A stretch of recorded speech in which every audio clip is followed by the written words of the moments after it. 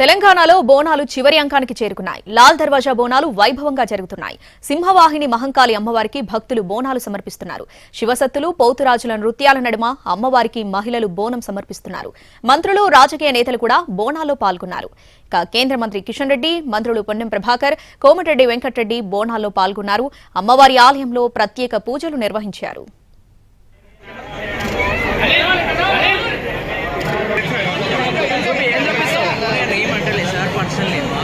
Short visual కదా చూడాలి.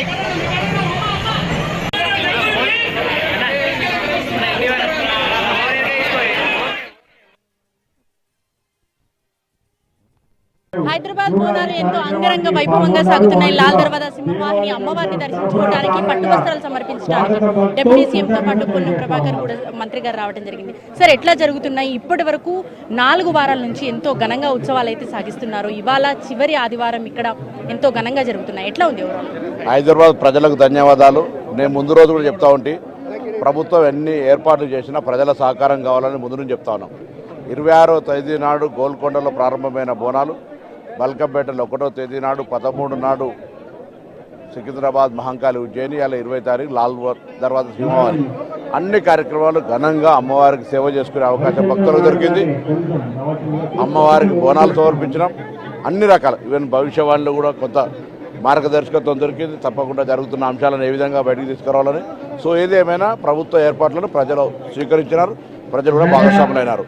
అందరికీ సందర్భంగా బాగుండాలి, అందరూ చల్లగా ఉండాలి, అందరికి శుభం జరగాలని అమ్మవారికి ప్రార్థిస్తా ఉన్నా. సింహవాహిని అమ్మవారికి సంబంధించి ల్యాండ్ గురించి చాలా 20 కోట్ల రూపాయలు సెటిల్ అయినాయి.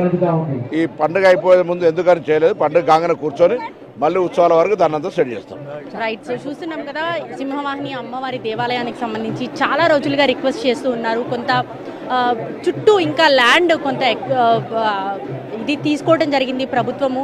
అయితే దాని మీద ఇప్పటికే ఒక నిర్ణయం అయితే చేసుకున్నాము అనేసి ప్రభుత్వం నుంచి పొన్నం ప్రభాకర్ చెప్తున్నారు. ఓవరాల్గా అన్ని 4 ఆదివారాలు కూడా ఎంతో ఘనంగా అమ్మవారి ఉత్సవాలు అయితే జరుగుతున్నాము అని చెప్పేసి మంత్రి పొన్నం చెప్తున్నారు. Camera person Prasad.